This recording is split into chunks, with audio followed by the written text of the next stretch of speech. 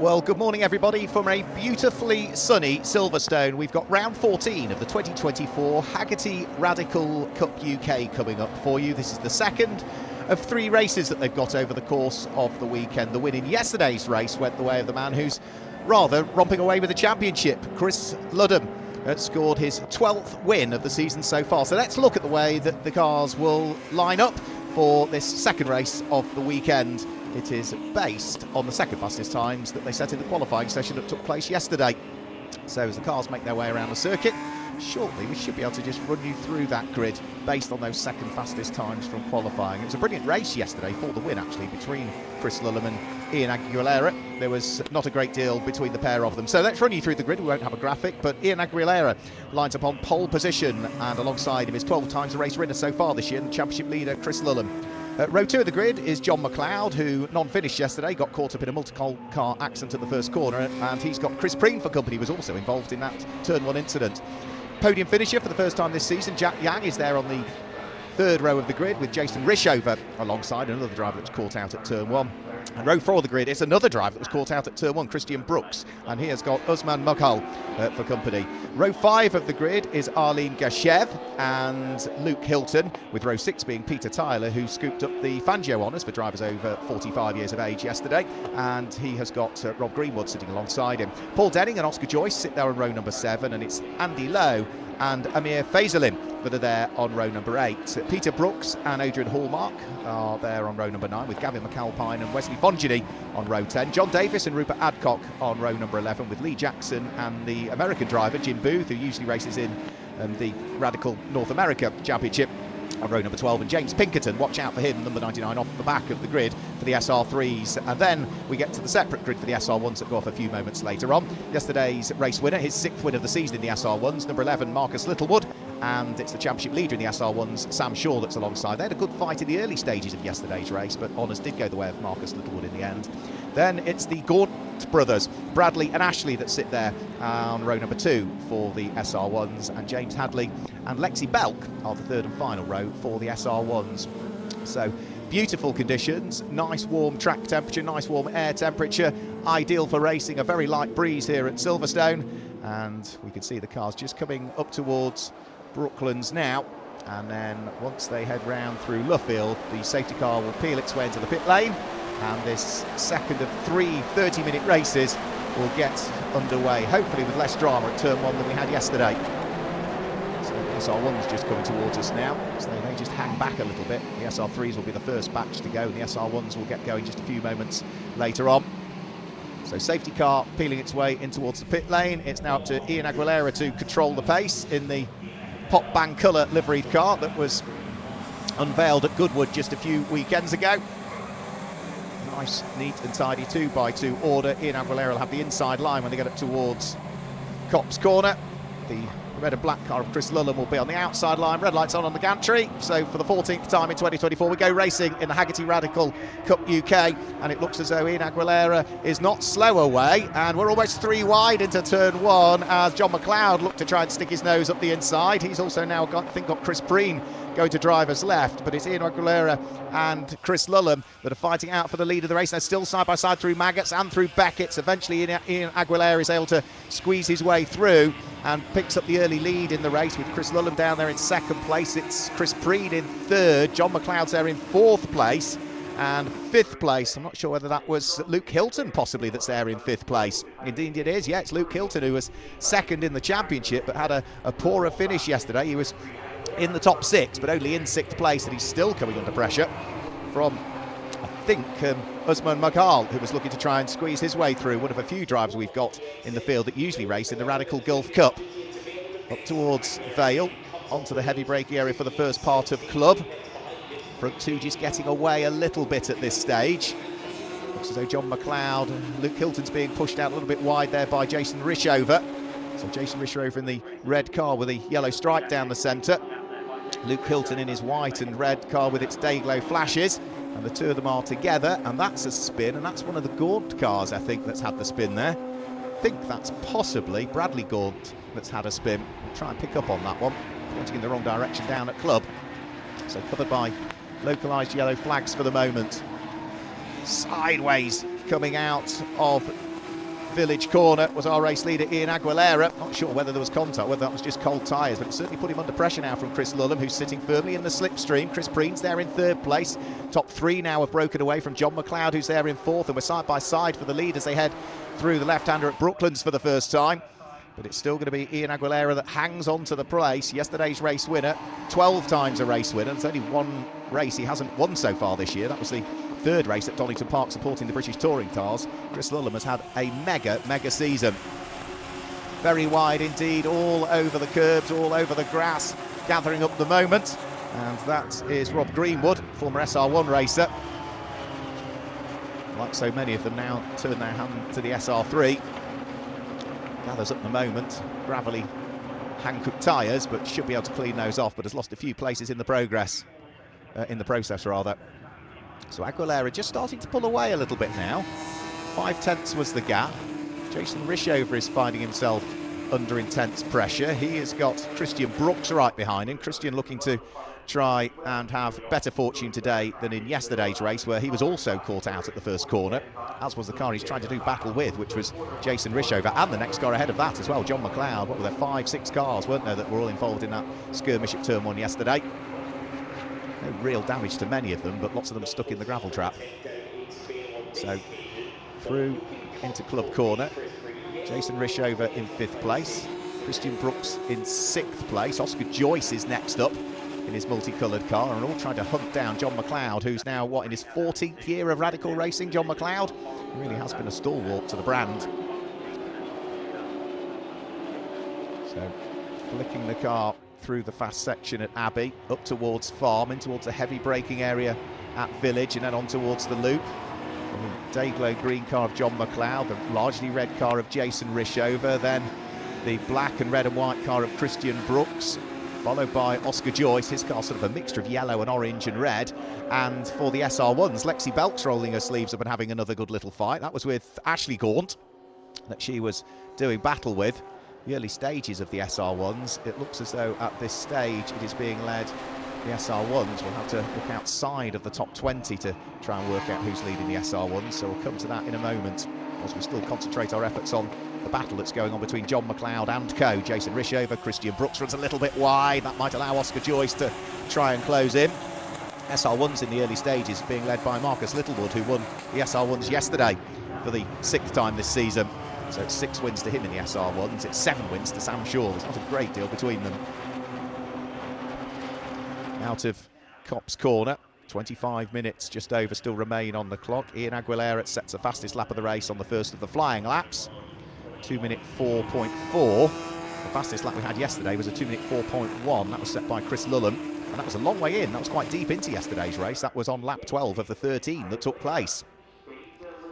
So there is our race leader. Chris Lulham still in 2nd, Chris Preen in 3rd, John McLeod in 4th, Jason Rishover in the red car with the yellow stripe, still under pressure from Christian Brooks and Oscar Joyce that sits behind.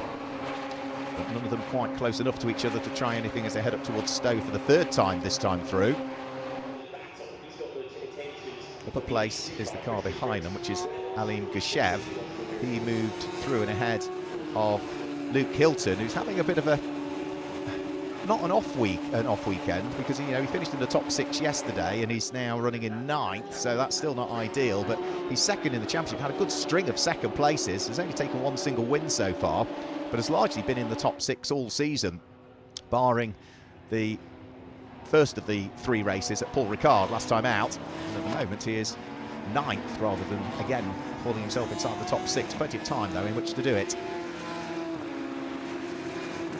Jason Rishover still doing a really good job of ensuring that Christian Brooks stays behind him at this stage. Jason Rishover racing for 360 competition, running 7th in the championship coming into this weekend. He's another driver that's been racing radicals for a good number of years. 8 years now we've seen Jason Rishover in radical cars racing. Very different livery to the silver and blue and day-glow car that we've been used to see him drive. Now, this time through, Jason Rishover has lost out, hasn't he? So he is now tumbled to the tail of that little battle. Oscar Joyce has found his way through. Christian Brooks has found his way through. And Jason Rishover has lost 2 places. He's dropped down into 7th position. That's the problem. One small mistake, and all of a sudden you find yourself losing not just one, but 2 or 3 or 4 places. If the door is open, everybody else will thread their way through. Amazing section of the circuit, particularly in these cars as well, through Maggots and Becketts. Cars are huge amounts of aerodynamic grip, brilliant grip from the Control Hankook tyre as well, the slick tyre that they're all on, so the change of direction through Maggots and Becketts must be astonishing. And here as well, Stowe Corner is not a slow corner in any car, but in these radicals they are very, very quick. It drops away on exits, you have to be careful not to run wide on the exit of the corner. John McLeod still working hard in 4th place, trying to keep Christian Brooks, Oscar Joyce behind as well. Jason Rishover still trying to play catch-up, having lost those 2 places on the lap prior. So out of club along the international pit straight, Lewis Hamilton straight, and up towards Abbey, which again must be unbelievable in these cars. I would imagine it's pretty much flat out through Abbey, or if not, maybe a very slight lift on entry. But it must be hugely rewarding when you get it right through Abbey. So Ian Aguilera still leading. The lead advantage has increased further. He's done a 2-minute 4.077 that time through for the new fastest lap of the race leader, and that is actually quicker than the fastest lap we had in yesterday's race. Not by much, but by about 1/10 of a second. So Aguilera is doing all of the right things here to pull away from Chris Lulham.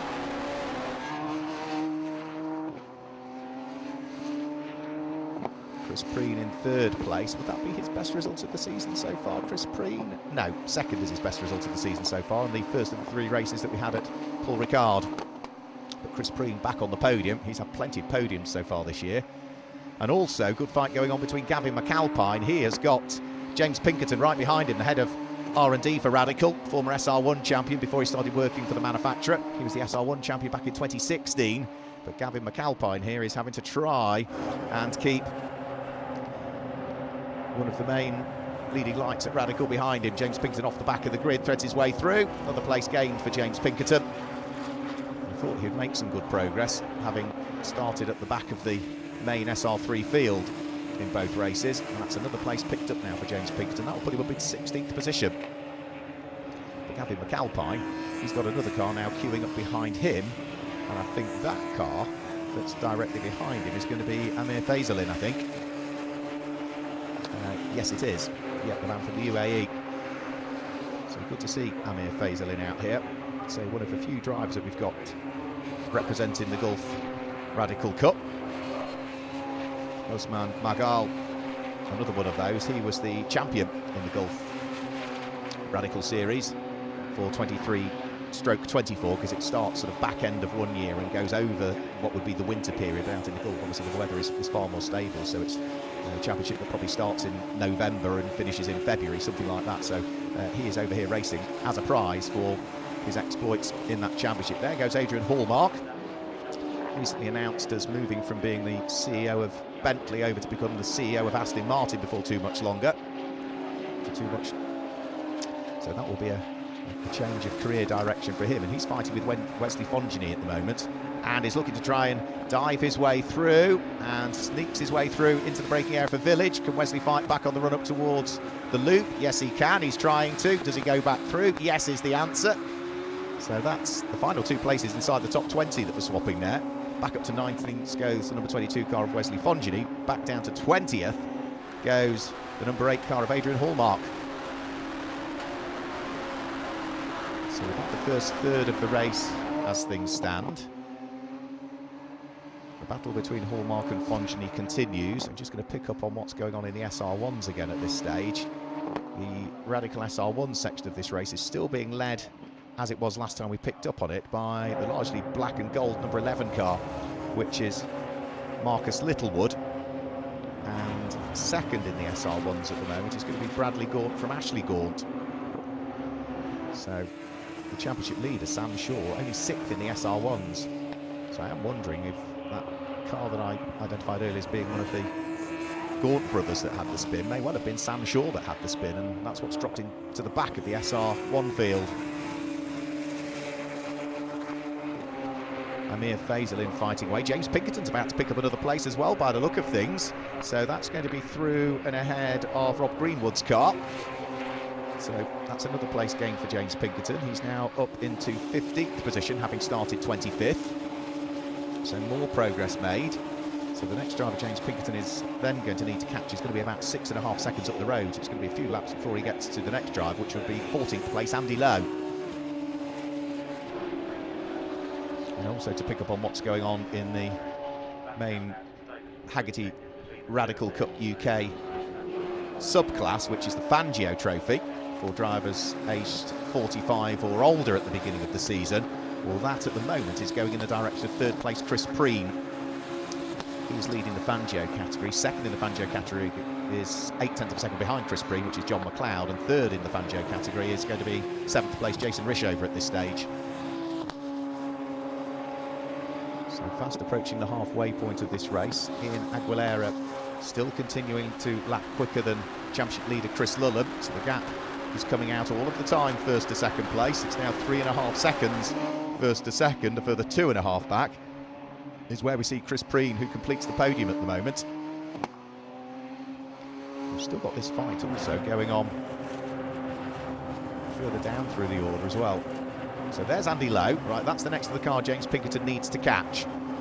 So I said he was, what, about 6.5 seconds up the road, Andy Lowe. Well, that's now down to 5.5 seconds. James Pinkerton was, about 1.5 seconds quicker, actually, than the number 4 car of Andy Lowe that time through. So James Pinkerton is on his way with 15 minutes to go. Peter Brooks under pressure as well. He is starting to feel the pinch a little bit and is desperate in the light blue car to try and hang on to the place. And here's the SR1 leader just coming up towards us now, the number 11 car. That's the black car with the gold flashes to it. That is going to be Marcus Littlewood, who leads the SR1 category through Copse Corner. And the really good thing for Marcus Littlewood is that the cars behind him are SR3s. You've got to look 2 or 3 cars back before you see the next of the SR1s. So good position for Marcus Littlewood to add to the tally of 6 wins, which was what he secured with that win from yesterday. At the moment has behind him Rupert Adcock, LMP2 driver, former Radical SR4 or Radical Bi-Juro Championship as it was called many years ago. It's a long time ago when we first saw him in a Radical, but he's nowadays largely racing Le Mans prototype cars. And of course this SR3 that he's got at his disposal, and he's trying to hunt down the leader of the SR1s, which is Marcus Littlewood. So onto the brakes towards Club Corner. Marcus Littlewood might be leading the SR1s. He is 21st overall at this stage. So right behind him is Rupert Adcock, who you would think will be able to find a way through. Extra power, more aero, but so well driven is Marcus Littlewood. His car driving superbly well. Another fight as well that we've got going on. Lexi Belk trying to keep at bay James Hadley. So that's another fight in the SR1s, just heading up towards Abbey Corner.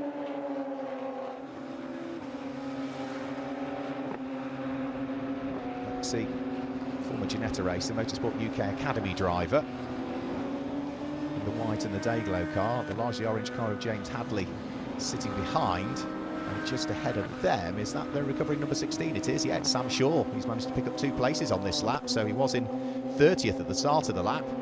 He'll be up into 28th position now that he's picked off 2 of his rivals, so that's good for the championship score for Sam Shaw, say, who has been pretty consistent, I would say, in the SR1 category so far this year. He's either finished first or second in every single race in the SR1 category. He's had a couple of top 6 finishes overall as well. Snetterton and Alton Park, top 6 overall. Right, back towards the front of the field. Here's Oscar Joyce. He still occupies the final place inside the top 6 at the moment. He's got Christian Brooks in the black-nosed car ahead of him. Christian Brooks is still applying the pressure to John McLeod, who sits there in 4th place and is running 2nd in the Fangio Trophy currently. John's a little bit wide, just coming out, not by much, but just a little bit wide heading out of the loop. Past the halfway point of the race, Christian Brooks is not quite close enough to capitalise, and even at the end of the Wellington Straight will still not be close enough to try anything as they head up towards Brooklands, but he'll try and get as close as he possibly can. So John McLeod, Christian Brooks, then Oscar Joyce, Jason Rishover in the red car just at the tail end of the shot. And ahead of all of these is Chris Preen, who occupies the final podium spot at the moment and leads the Fangio Trophy at the wheel of the number 3 car. But he is now the best part of 7.5 seconds away from the race leader and 3 3/4 of a second away from Chris Lulham in second place. So through Cops Corner, John McLeod still under pressure from Christian Brooks, who just runs out a little bit wider than the car ahead. Still, I think, stays within the confines of the circuit.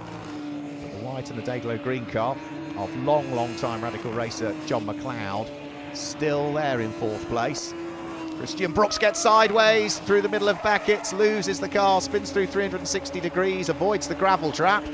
He's going to get the car fired back up again, I think, or is he? The Valor Racing car seemed to break away all of a sudden on Christian Brooks, and you would think if that was a spin, he'd fire the car up and get going again, but the car has faltered on him, I'm afraid.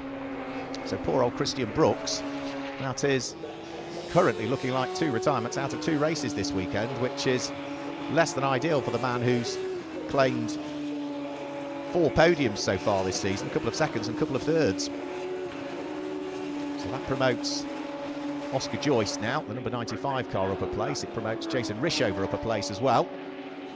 I'm really not sure what happened there, Christian Brooks. I thought maybe he'd turned in while still on the brakes, or something just unsettled the car maybe occurred, but you would expect him to continue unless it stalled and he couldn't get it fired up again, but he also seemed to pull away, so I'm not entirely sure what the problem was, but hopefully no damage really. He'll be back out for race 3 later on, which is round 15 of the championship. That's scheduled to take place around about 2:30 this afternoon if you're watching British Summertime. 11.5 minutes to go.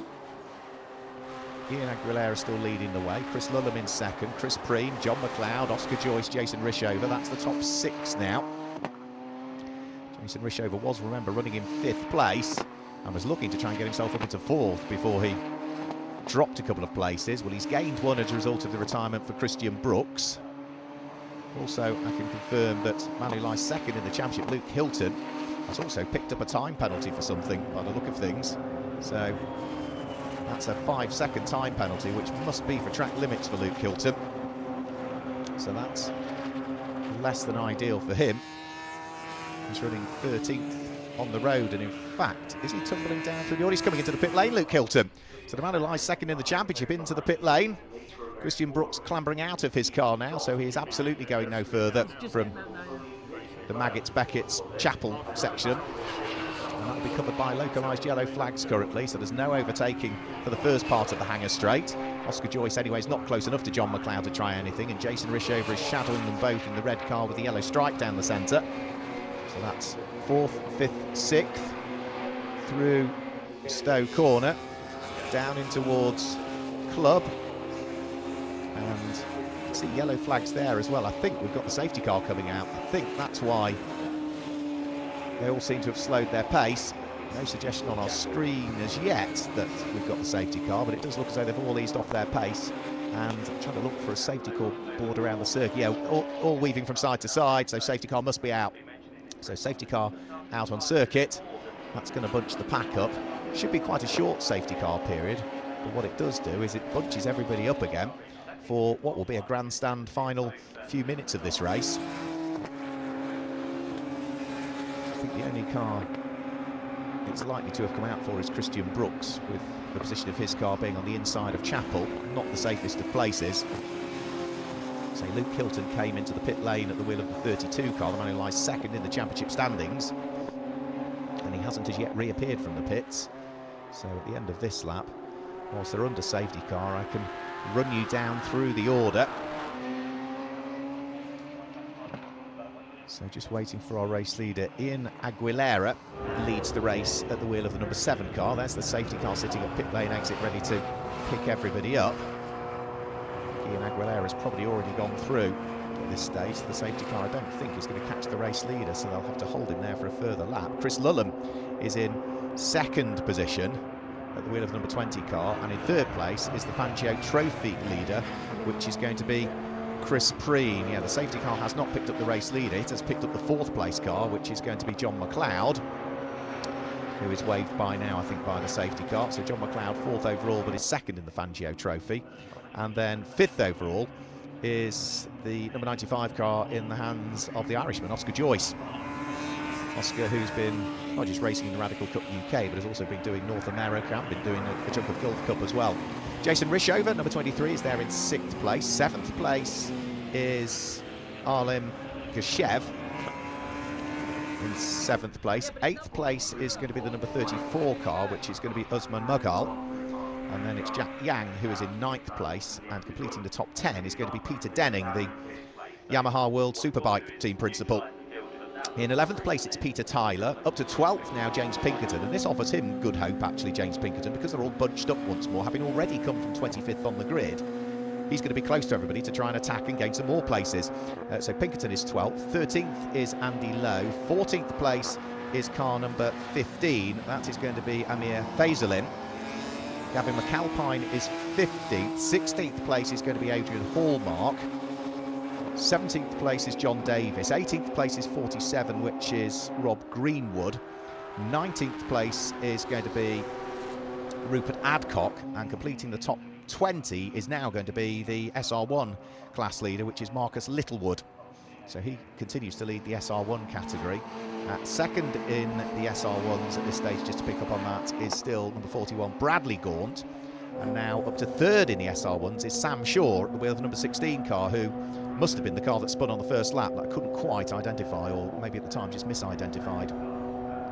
Because the coloration of Sam Shaw's car is white, purple and light blue, and for the Gaunts it's white and light blue with sort of a bit of purpley burgundy on it, so very similar-ish liveries those. So that offers up good hope for Sam Shaw, because again, a bit like the other driver that's trying to make progress from the tail end from where he started, James Pinkerton, it means he's bunched up with the rest of the SR1s and could pick off a few more. But there's another car that's also got a time penalty out there, and that looks like that's Lexi Belk, who's picked up a 5-second time penalty.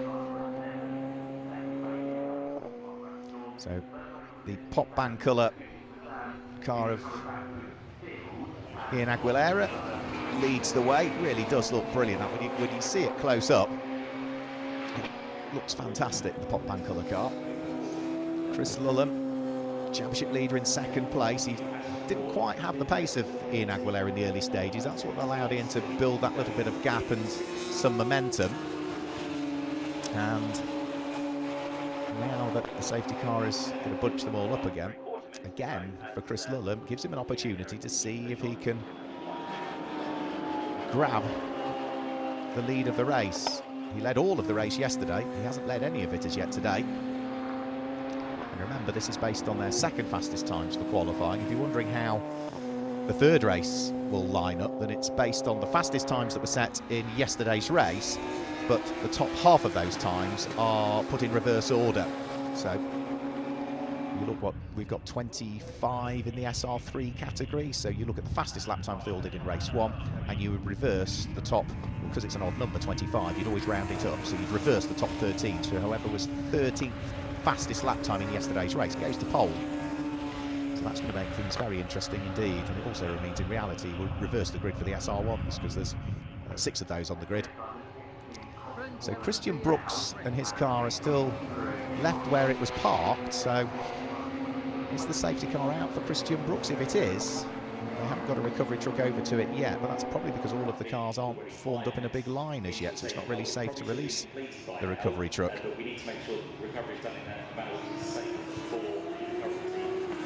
And I think any other car is either still circulating or is accounted for in the pit lane area. Luke Hilton is in the pit lane area. Wesley Fongini came into the pit lane, which we didn't pick up on. So the only car that's not circulating is Christian Brooks.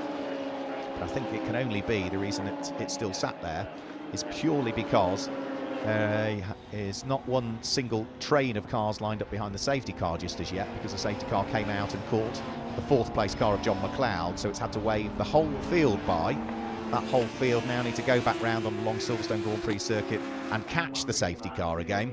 And once they're in one big line behind the safety car, then there's sufficient gap in the traffic to get the recovery truck out, get Christian Brooks' car out of harm's way, and then, fingers crossed, albeit I think it's unlikely now, get some sort of restart for this race. But with 3.5 minutes to go, I think we might just finish this race behind safety car potentially, unless we can get that recovery truck over and out of harm's way, and Christian Brook's car out of harm's way very quickly indeed.